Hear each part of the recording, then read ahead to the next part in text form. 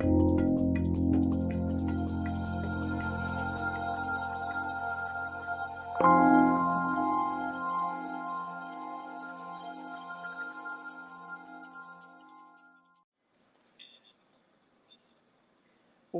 good afternoon to all you lovely people who are spending the next hour with me. And I'm in Philadelphia. You're all over the place, I imagine. And I will tell you, I'm Fran Costigan. It says so on my shirt. I'm the director of vegan pastry at the Rouxbe Online Culinary School. And I co-created the Essential Vegan Desserts course with the team, a course that I'm very, very proud of. And I looked through some of the guests who are here today, and I see some of my former students as well as new students. So I want to say welcome. I want to welcome guests and everyone who is here with me. I will tell you that it's 101 degrees in my city, and I absolutely cannot get over it. So the idea of refreshing fruit desserts works for me. I mean, it is July after all. I'm going to just say a couple of things, and then there are so many questions. I want to make sure to get to the questions and answer them. I might ask you to send another question in or another comment in if I don't understand your question, and anything that you want to know about further later on clarification.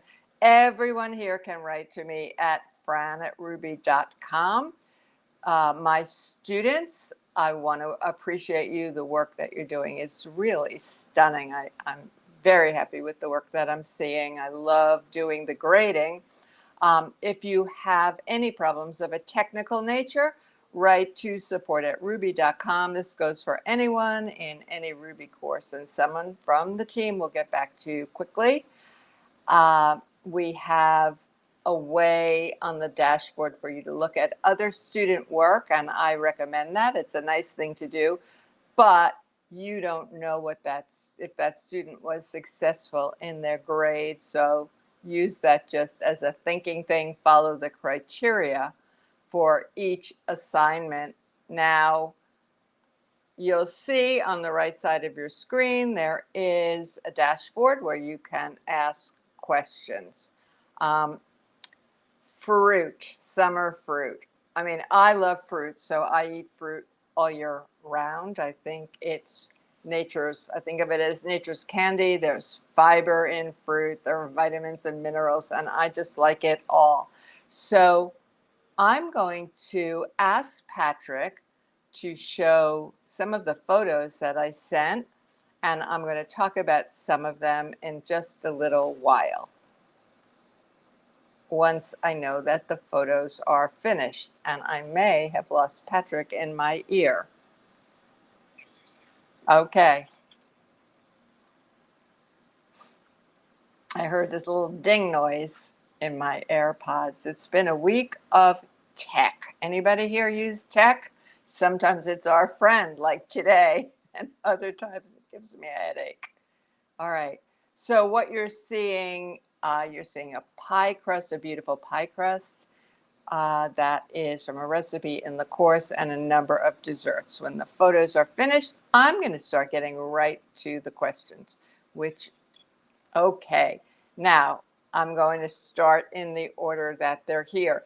If you scroll and you see a question that you're particularly interested in, hit the heart button and it will move it up to the top. So the first question is from Samar. How can I make fruit less bitter without just adding more sugar? Well, what I would say, Samar, is fruit really shouldn't be bitter at all. So, when you're eating fruit out of hand or making a dessert, such as, this is crazy. I just made here we go. I'm going to tell you more about this. This is what I call an eaten mess. It's a mess, but it's delicious. You always want to, when you get fresh fruit home, particularly with berries, but with all fruit, you want to look at the fruit. If there is a spoiled, very soft, or even moldy berry, it's going to affect all of the berries in the container. So you really want to go through and look. And you want to taste your fruit. I mean, some fruit is very, very, very sweet, and other of the same category sometimes is a little bland. If it's bitter, then that's an unusual situation. I mean, I think of citrus, maybe Samar means citrus is sour, but it's a nice sour. So one thing that really helps elevate flavor of fruit of almost anything is a little bit of citrus juice and citrus zest. So I keep lemons and limes around all the time. So Samar, why don't you try adding a little bit of citrus zest right now? In fact, over there, I have been eating a lot of watermelon. I love watermelon, and it's very cooling and hydrating. But the last one I bought didn't have a lot of flavor. It wasn't spoiled, it wasn't bitter, it wasn't mushy. It just wasn't a great watermelon. And I sprinkled it with lemon juice. I love lemon juice on watermelon, and it was great. So why don't you try that? You can always, if you don't want to use sugar, you can always add a little bit of maple syrup. Here is a question from my friend, my dear friend, longtime friend, and Rouxbe colleague. Some of you may know Charlene Nolan, Char Nolan. So Char writes, I found a recipe for frozen avocado nice cream that included cornstarch as an ingredient among avocado, cocoa powder, maple syrup, plant milk. Why was the cornstarch added? Char, that's a really good question, and I would say that is a poorly written or poorly tested recipe. Cornstarch or arrowroot starch are thickeners. But you don't just, an avocado nice cream is not cooked. I'm imagining this nice cream isn't cooked. And so the cornstarch is just going to sit there and you're going to taste it. You do not need cornstarch or any starch when you're making an avocado nice cream. Diane is asking an interesting question. She's asking me to share some suggestions for how to best keep cut fruit when she makes fruit salad with peaches, etc. If I don't finish it in one sitting, by the next day the peaches have changed consistency. Well, they do. I mean, here's the thing. I love to batch cook, so I batch cook grains and beans, and I clean my greens and cook them and so on. There are some things that keep better than others. If you are probably have seen when you cut some fruit, even whether it's an apple, which is a hard fruit, or a peach, which is a soft fruit. And I've got some peaches here that I got this morning at the farmer's market. They are going to brown. You can help that browning. You can diminish it by, again, sprinkling it with some citrus juice. You can use lemon, lime, even orange juice. Peaches are going to soften. And I tell you, I'm very aware of the fact I love peaches, and I've been getting these peaches at the farmer's market. My daughter brought me some right off a tree from an orchard, and the ones in the supermarket are different. So you want to pay attention to what your peach feels like before you start. So Diane, maybe when you make your fruit salad, you want to keep some of the softer fruit like raspberries and peaches out of it, and then just add it in when you're ready. I hope that helps. Hi, Regina. Regina says, hi, chef. When a recipe calls for coconut milk, what's the best way to get the separated cream on top to recombine with the liquid? I'm not refrigerating the cans, but it still separates.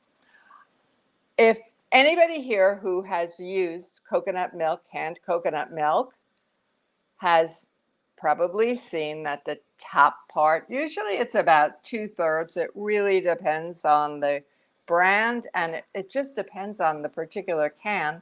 So you have this heavy really heavy. You have to dig it out, the coconut cream on the top and coconut water on the bottom. And they do separate. Refrigerating helps that happen. I mean, helps that to not happen. But what I do, depending on, I take the can, I shake it. I always wash the top of a can, open it up, pour it into a measuring cup, and then whisk it really hard. And that is the only way to use to get the coconut milk, the cream on top to recombine with the liquid. That's what I do, Regina. Alice is asking if it's okay to use date sugar in baking, or is there a better choice?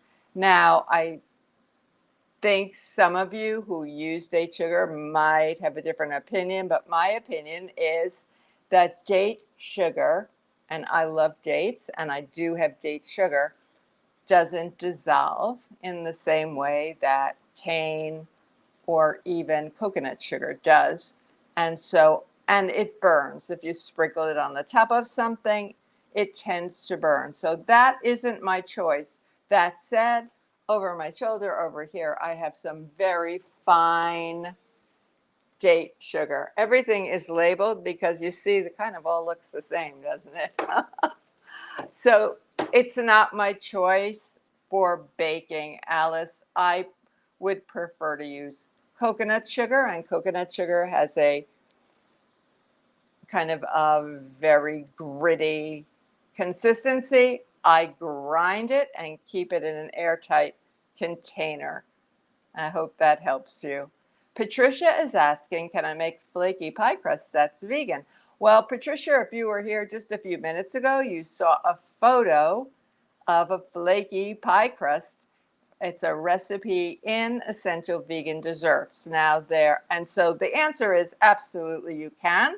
You have to follow the same techniques to make a vegan pie crust that you would if you were making a pie crust that was made with butter. You have to measure very accurately the fat, whether it is vegan butter, coconut oil, or in the case of the recipe in Essential Vegan Desserts, a liquid oil has to be very cold. You incorporate the fat into the flour and then some liquid, a little bit of vinegar in the water because that's going to help tamp down the amount of gluten that is formed. And then you don't want to overmix, and you rest the dough 3 times. So I think the photo of the pie crust unfilled that you saw really is the answer. Yes, you can make a flaky pie crust. Now, people ask me sometimes why in Essential Vegan Desserts, the recipe in the pie unit calls for using a cold oil instead of vegan butter. Well, using vegan butter, not everybody can find vegan butter or wants to use it. We also have a recipe for making it if anybody wants to do that. But, you're essentially doing the same thing that you would do if you're making a pie crust with dairy butter. And I think there's more learning to be had when you're using the oil. So just remember, you have to follow the same rules. Cold ingredients don't handle too much, but handle enough. And after you've made the dough, it rests. After you've rolled out the dough, it rests. And I mean, it rests in the refrigerator. After you've pressed the crust, it rests. So it sounds like a lot of work. It's just time. That's all. Denise is asking, can you suggest some plant-based milks you use? I see ones available now have oils in them. Many of the plant milks that you buy in the shops do have added oil, but not all of them. I prefer Oatly. I use a lot of soy milk. I will say that. And so the soy milk I use doesn't have added oil as far as I know. But when I'm baking for a crowd, I make a couple of assumptions that there will be soy avoiders and there will be people who are nut allergic. I, by the way, have been eating vegan, very healthy vegan, Despite the fact that I am a vegan pastry chef, I don't live on desserts for over 30 years. And I've been eating whole forms of soy all that time with no problem. In fact, I love it.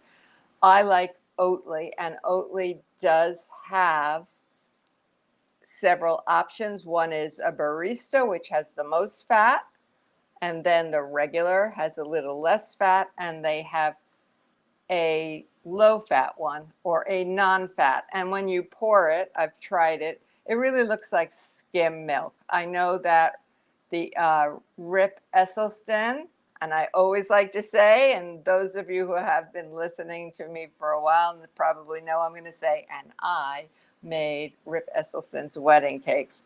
But Plant Strong has milk, plant milks that don't have any oil, and there's another brand, Elmhurst, as well. So I hope that helps you. Randy is saying, being diabetic, how do fruit desserts affect our blood sugar? Does it matter what time of the day? Well, Randy, I am not a medical professional, so I'm not going to give you that kind of specific advice. But I do know that Dr. Michael Greger, who many of us follow, and he is a very trusted source, says that fruit does not raise blood sugar. You know, you have to think about quantity as well, but when you're eating the whole fruit, it has some fiber in it. When you're having fruit juice, that's another story. So you might want to check with your medical professional. Definitely check what Dr. Michael Greger has to say about that, and I think you will feel okay about that. I think in terms of the time of the day, I don't know. I just say, you know, I learned when I was first transitioning from traditional diet, traditional pastry work to a vegan lifestyle, that quantity changes quality. So even something that is super, super healthy, if you overeat it, it's not going to be so healthy. This is a very interesting comment to me, or a question. It's really a comment. It's from Nancy C.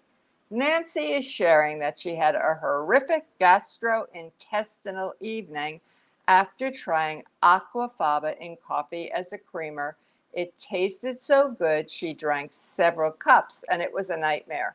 I see it in recipes with no warning.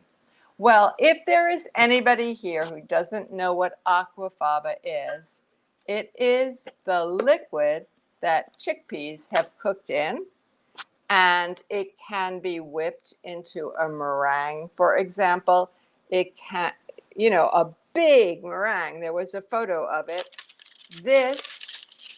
Actually, these shards, I had some left over, and I thought, what the heck, let me give it a try.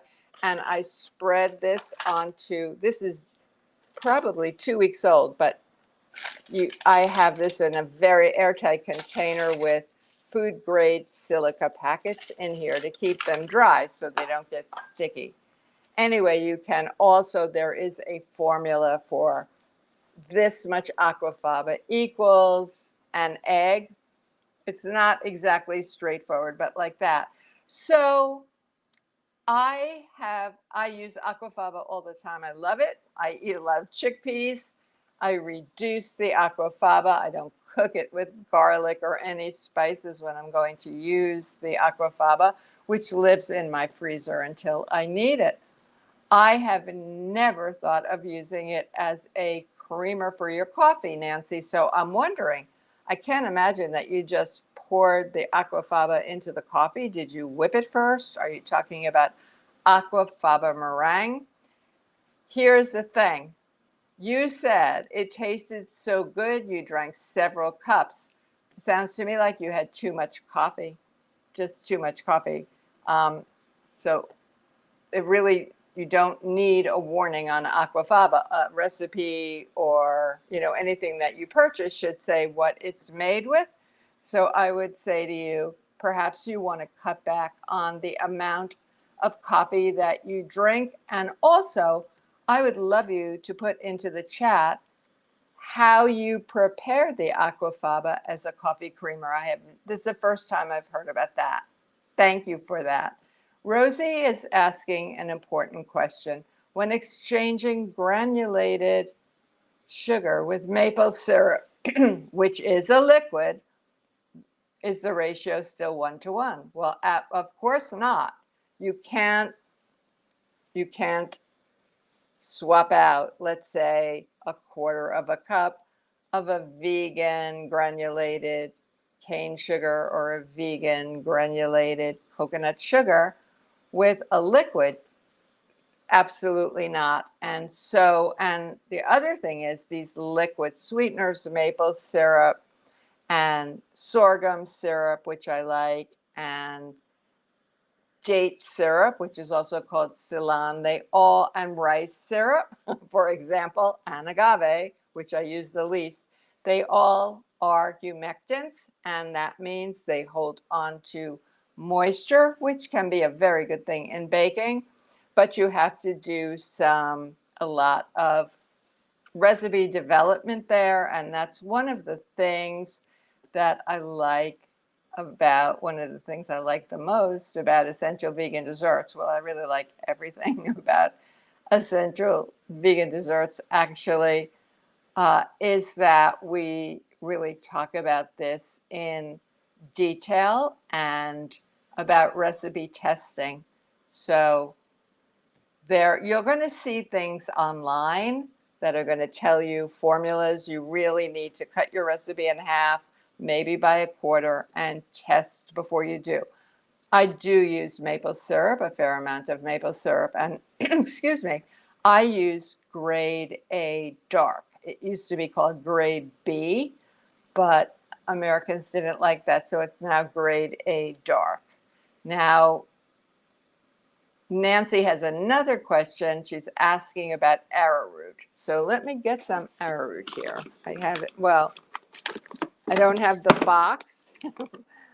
This is organic arrowroot from Let's Do Organic, which is Edwards and Sons. And I really like arrowroot a lot. It's a white, flavorless powder, and it lasts a long time.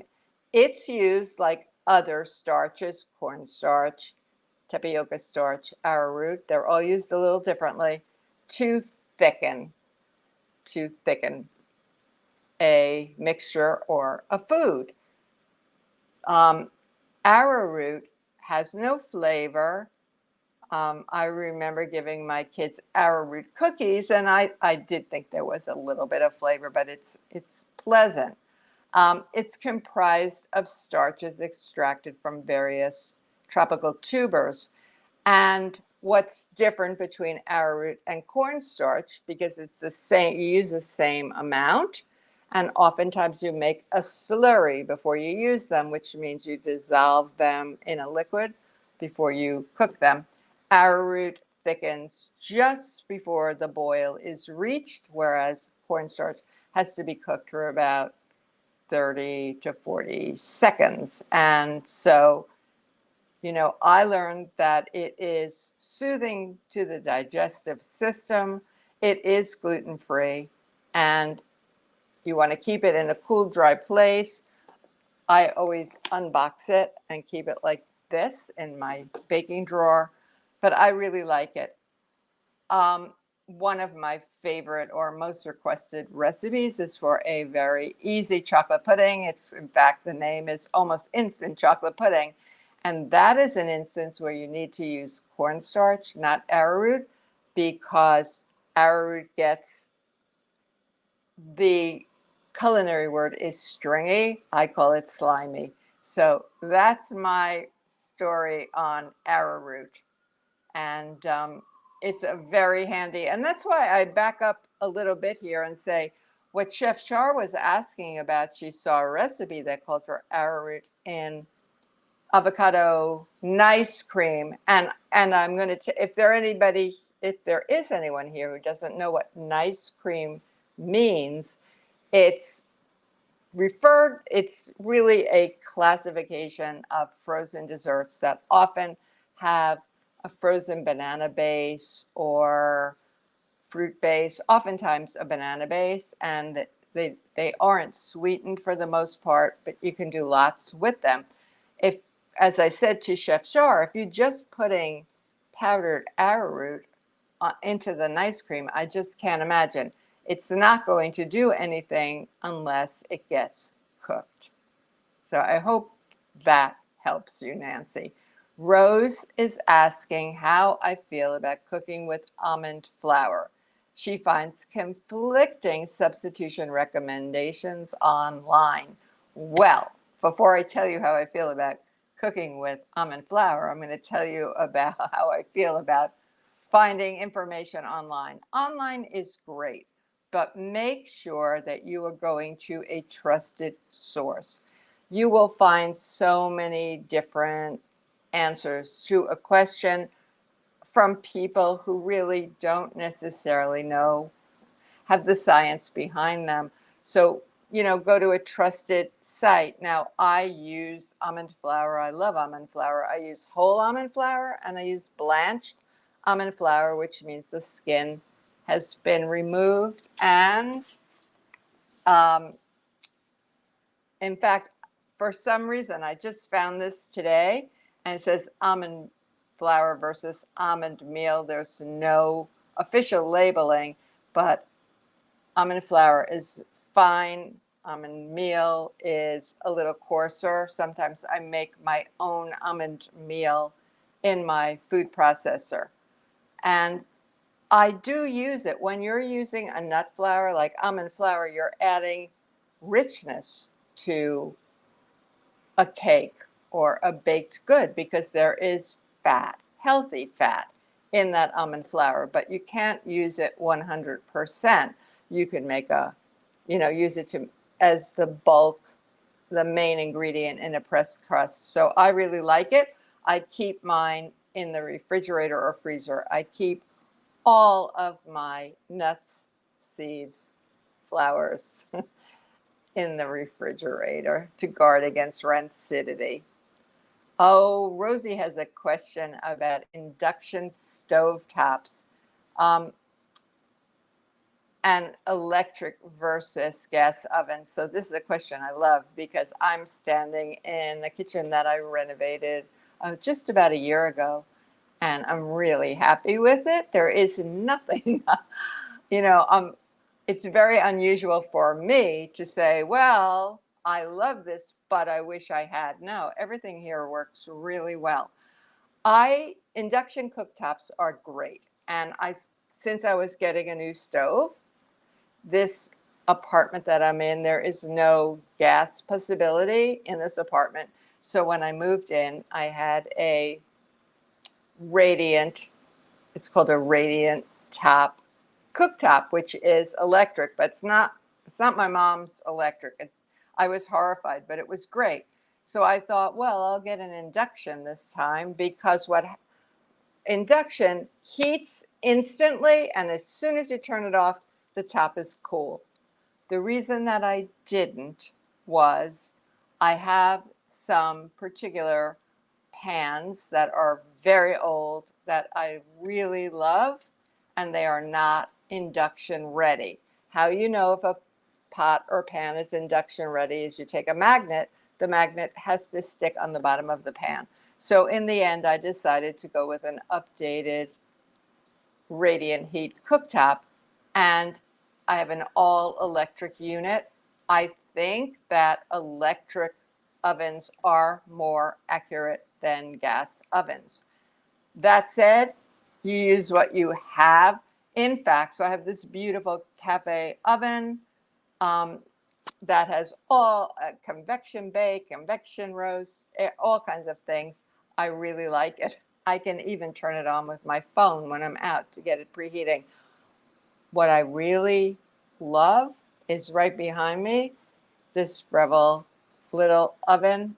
It bakes beautifully, and it's a convection oven as well. So that's what I say about that. I mean, more and more people are using induction cooktops, including in restaurants. It has been found that the flames from gas, which was very hard for me to get over, not cooking with gas, really unhealthful. So I think in New York City, no new builds can have gas. Most of today's cookware is induction ready. So I hope that helps, Rosie. That was a long answer. Anne is asking if monk fruit is a suitable sugar alternative in baking cakes, etc. She's had mixed results using it. I put a link to a live in the chat, to a live where I talked about these. What are monk fruit is a class of sugar that is called a non-sugar sugar. That's what they're called. And I don't like them at all. I don't like using them, and more information is coming out about them being actually harmful to your health. I know that, again, I'm going to talk about Dr. Greger. He liked erythritol. That's what it was. And he has now put out a statement saying no, because it seems to be causing perhaps some heart problems. There's no free ride. I would rather make a no sugar dessert for people who cannot have any added sugar, or as Chef Char knows, and my friend Kathy Gold, who is on this call, Chef Kathy knows, I serve a smaller piece of something that tastes really good and fill the plate out with fruit. And that's what I did. So you've got this Ruby Live event to look at. Monk fruit, many, many, many years ago, when it was just starting to be used or people didn't know how to use it, I was hired by a corporation to do some recipe testing. And this white powder came to my home, and it was awful. You can't use it one for one, and it has an aftertaste. And it's really not monk fruit sweetener. It's from a berry called lohan, and in order to get the really vile taste out of it, and there is thinking that, like quinoa has a taste that has to be washed out, that's to keep the birds off it, has to be so highly processed. So I don't like using that. I don't like using any of them. I'm going away this week. I'll be the guest cooking teacher in Tecate, Mexico, at a wonderful, wonderful resort called Rancho La Puerta. And everything comes out of the organic gardens, and they have, next to the beverages, they have stevia leaves. Now, I don't use stevia, again, because it's so highly processed, but I use those leaves to sweeten my drinks. So I hope that helps. Ruth is asking for a quick recipe for vegan ice cream using strawberries. Well, there's a couple ways to do it. You can start with a cashew cream in Essential Vegan Desserts. There is a recipe for vanilla pastry cream that is totally blend or made, and it's cashews and some sweetener and some coconut milk. And if you want it as a tart filling, if you want it really firm, then you add some agar. You can use that and then get it frozen, add in some frozen strawberries. Or you can do the nice cream we were talking about. Start with a base of bananas, just a few, in your food processor, or you may have a Jonas machine. I know Chef Char does. And add the strawberries to taste, and that should work really, really well. I have a professional ice cream machine that's fabulous. You just plug it in and go. I got it when I was writing my book, Vegan Chocolate, and I have a whole chapter on ice creams. And it's a wonderful machine. It's very heavy, but I recently got a much smaller machine that sits right on my countertop, and it's a Ninja Creme. And oh my goodness, one time I just took a can of pineapple, I added some lime and mint because I think those flavors go really nicely with pineapple, pureed them, froze it in this Ninja Creme, and I had delicious ice cream. Andrea is asking, hi, Andrea. I think that's my friend, Andrea. Is there a rule for when to use fresh or frozen fruit in a cooked dessert? And on anybody here who's on Instagram, look for Ingreened. That's Ingreened. Andrea went through Plant Pro. I've eaten her food. She's eaten my food. And she has so much good information. You might want to check that out. So, Andrea, if I'm using fresh fruit, it depends. If it's berries, I don't always even cook them if it's raspberries, unless I'm making, a coulis, which is a raspberry sauce. I will fold them into a dish later. Well, that's not really true. There's an unusual cobbler that we do with raspberries, but I use frozen berries a lot, and I just don't defrost them. I'll just cook them a little bit longer. I keep organic frozen berries in my freezer. Oh, thank you. Patrick put Andrea's Instagram link in right there. Now, Alice J has another question, and she's asking how I feel about using syrups or fruit paste. Well, it depends on the recipe. I have in my freezer at all times date paste and prune paste. Chef Shar and I are crazy about prune paste and prune puree, date puree. It adds a very rich flavor, and I think that's great. You can make a fruit paste with any dried fruit, with apricot, and mango, anything that you like. So when you're using it in a recipe, you want to consider the flavor that it's going to add to your recipe. In terms of syrups, I use maple, I use date, I use sorghum, which is a cereal grass, and I use date syrup or Ceylon. I use some rice syrup. They're all used differently, but I think they're great. I think they're great. Okay, here's a question. We've got somebody here facing real challenges in making plant-based dessert replacements. And do I have any suggestions for ingredients and methods to create a rich and creamy vegan dulce de leche? Well, yes, I do. Yes, I do. So dulce de leche is sweet and thick cream that's made with dairy milk or cream. You would want to cook down, reduce, in other words, full fat coconut milk and perhaps even some coconut cream from another can, save the liquid, or coconut cream is saved with, typically it's brown sugar, and you can now get organic brown sugar. I'm going to tell you about that. I'm putting a pin in that. You didn't ask, but I'm going to tell you anyway. And just cook it down, and that should be fine. And really, there are challenges. When I left the traditional pastry world, I was trained as a pastry chef professionally to create good tasting, reliable vegan desserts.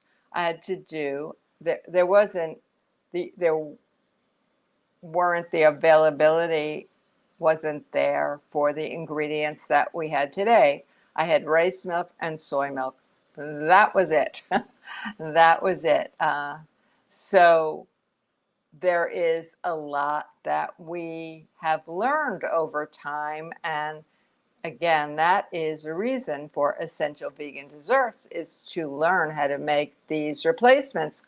You don't really have to go out and buy ingredients that are odd or difficult to find. I use agar, which is a replacement for gelatin. I don't just use it to make gelatin. I use it to add some body to things and so on. But Guillermo, you should be able to make your rich and creamy dulce de leche with coconut milk, coconut cream.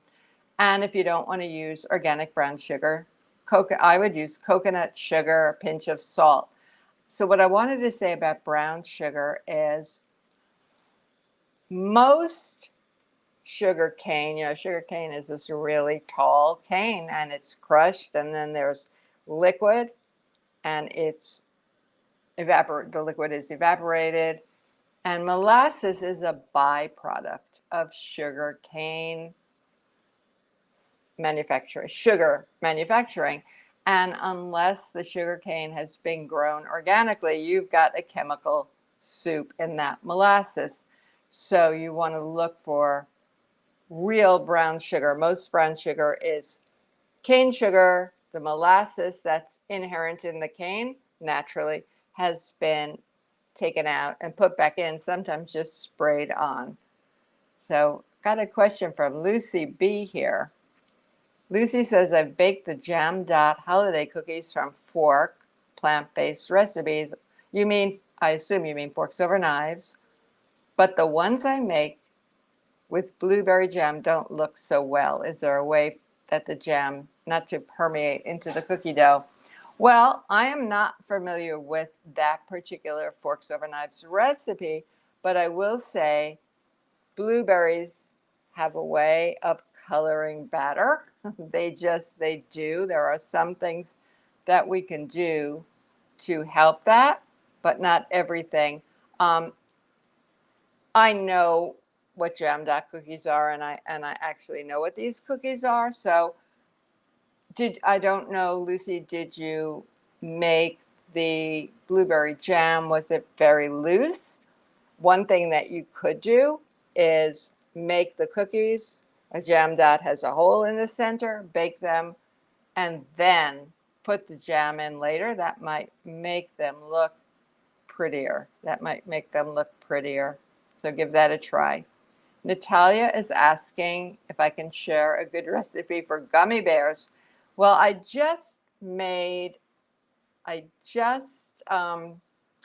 talked about agar a minute ago, and agar is vegan replacement for bovine gelatin, for animal gelatin.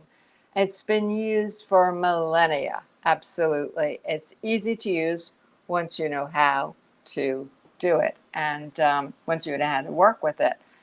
And so to make gummy bears, you want, a really nice fruit juice. You want to have some agar in there as well. And when you're using agar, you have to test because it is a natural product. Different brands vary. The kind of juice that you're using is going to affect the gelling power, of the product. So yeah, the answer is you can, Natalie. Hi, Daniela. I think that's our Daniela, our Ruby Daniela. Hello.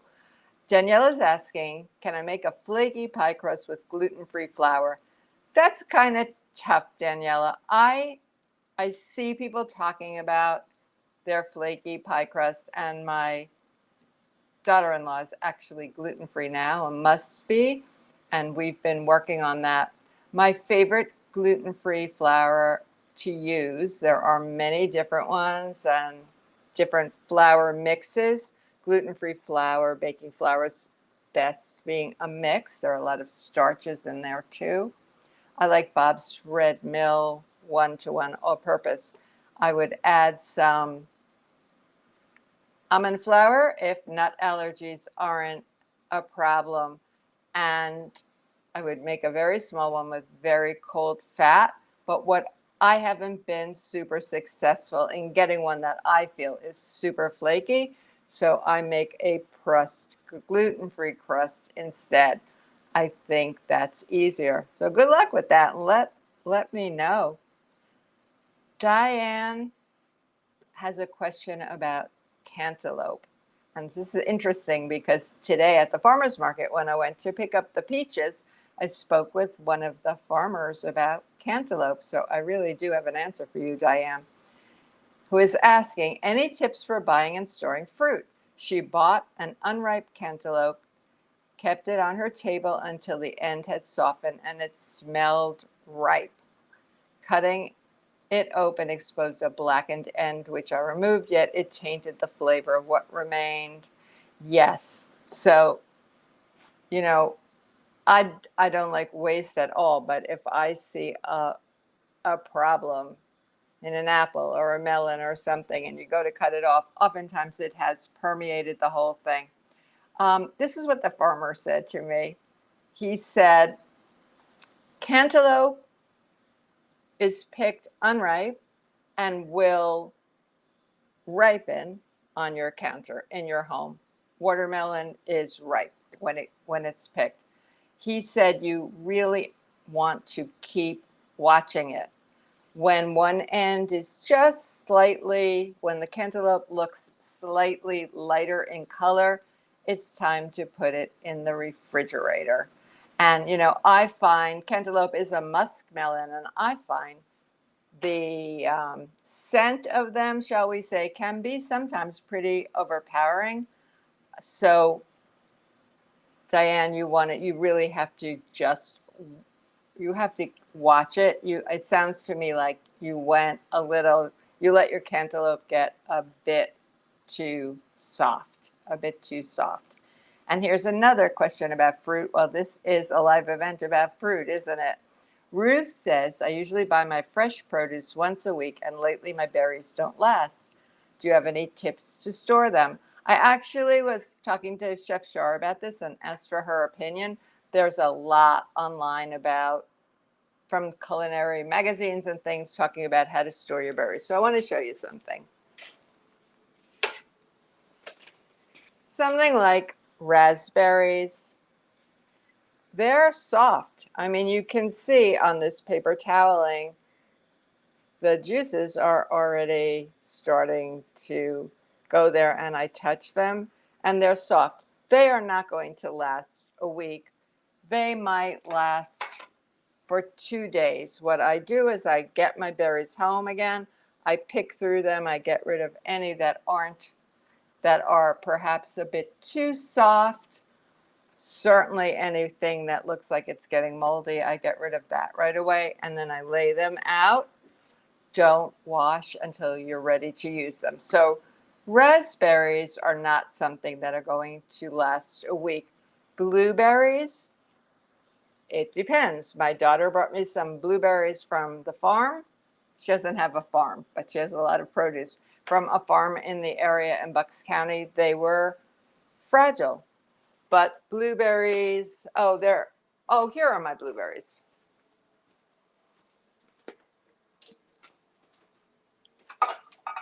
The blueberries that are plump like this are going to last longer.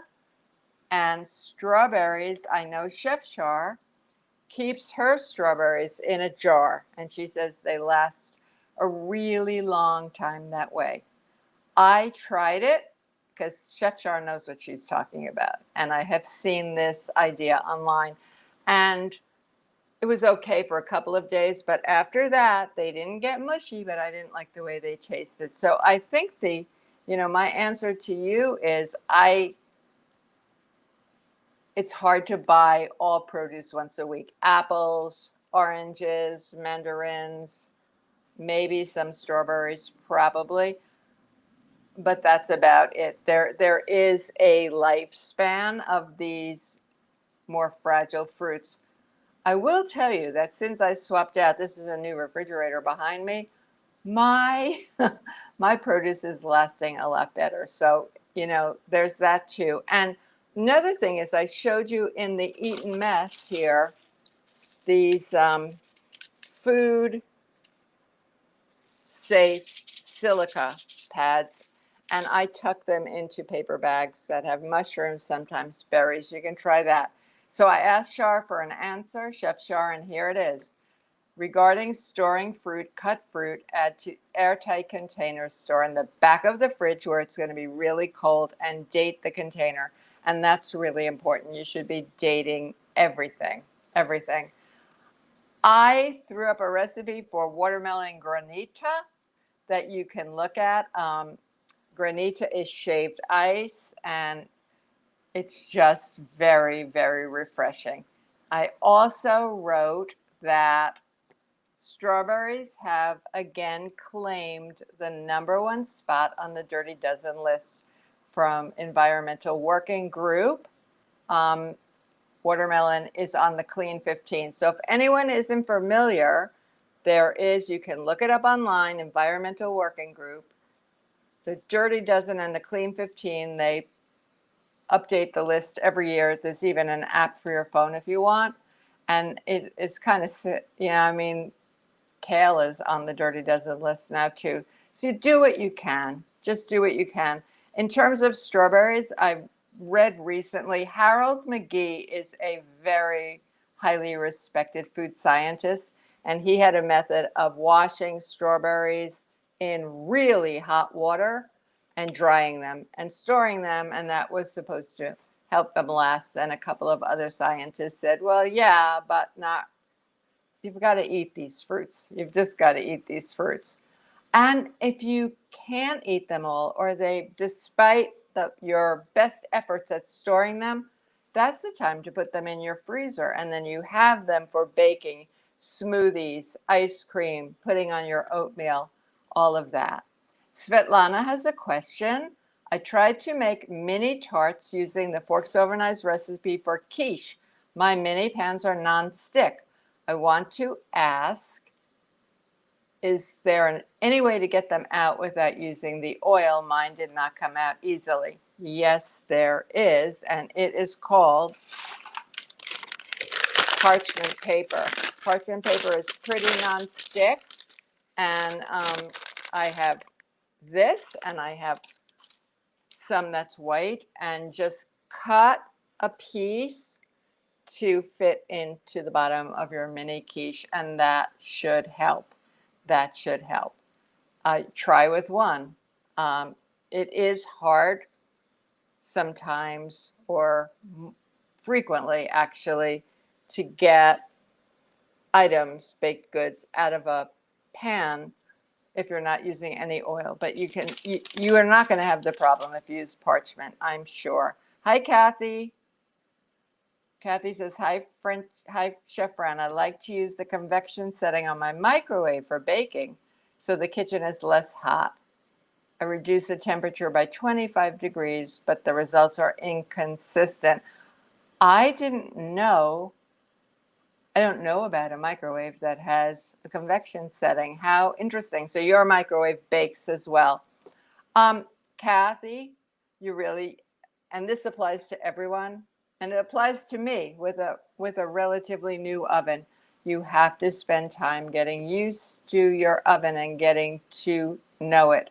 I have oven thermometers, one in there, two in my big oven, and I have a convection setting on both. I have learned that on the Breville, the sweet spot for 350 is 330 degrees Fahrenheit.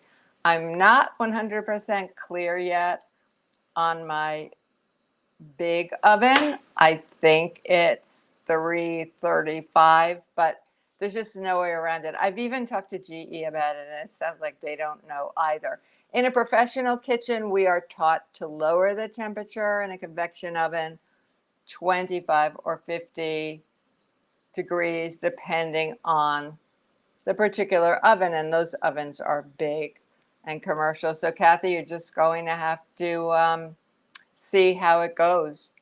Cindy is from PA, like me, and Shar, and Andrea, and she uses maple syrup in all her recipes because it's produced around here. I consider it a healthy sugar. What are my thoughts on maple syrup as a sugar substitute?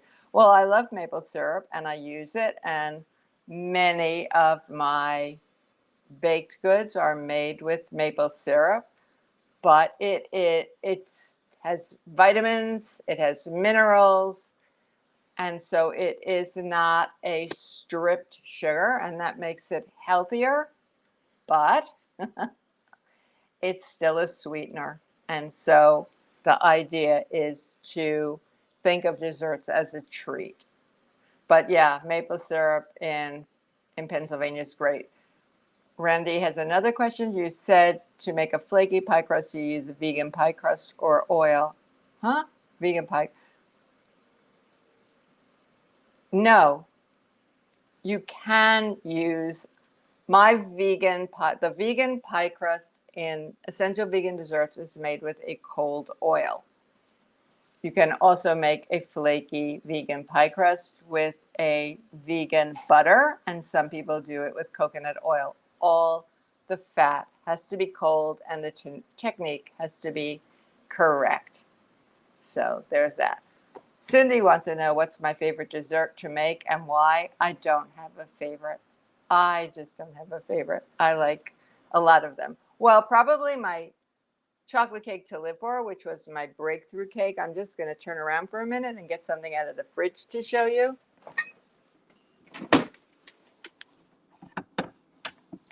All righty. This is something I like a lot. It depends on the time of the year. I do a orange olive oil bundt cake that people go crazy for. I like that one too. I love my gluten-free brownies. Now, can you all see this? This is a chocolate mousse that I made 2 days ago. 2 days ago, because I had some aquafaba that had to be used up, and it held really nicely. I'm just gonna, you can see, that's really nice. And some of my neighbors tonight are going to get chocolate mousse with a lot of raspberries, strawberries, and blueberries on top of it. Let's see. We've got a couple more questions. We're really at time, but I want to get to them. Kirti says, going off Nancy's aquafaba question, how is it made? I hydrate dried chickpeas, but don't get aquafaba as the way it's seen in canned chickpeas. Okay.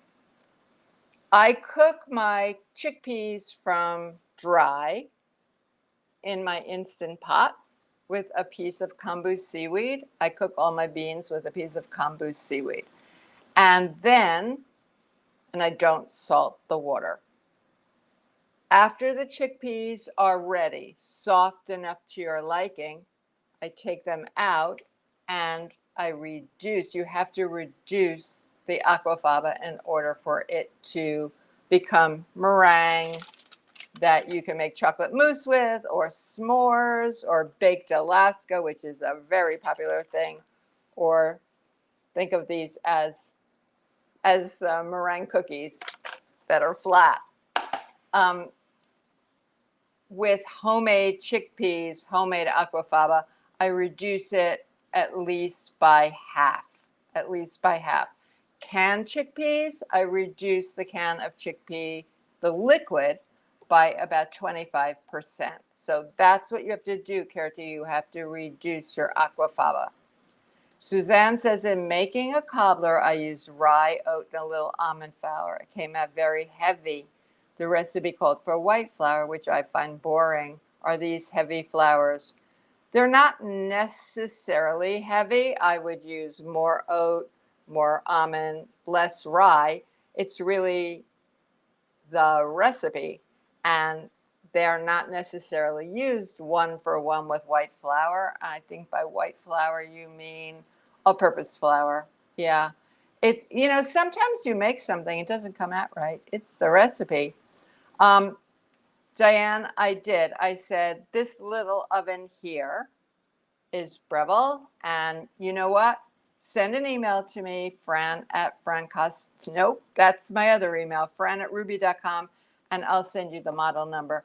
If I don't want to heat up the kitchen, or I'm just baking one cake, I'll bake it in this one, and it's terrific. I'm glad that I got it. Something has to be really good and useful, and to take up counter real estate in my kitchen. So that's it. Well, we got to all the questions, and they were great questions. Thank you very, very much for those questions. Thank you for coming. I hope I will see you in August. In August, I'm going to be talking about lower fat and no fat desserts.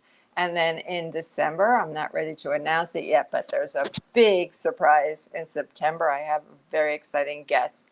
So thank you all for being here. Have a wonderful rest of the day or evening. Stay cool, stay hydrated, eat something good, and then have a little piece of dessert if you like. Thank you. Bye.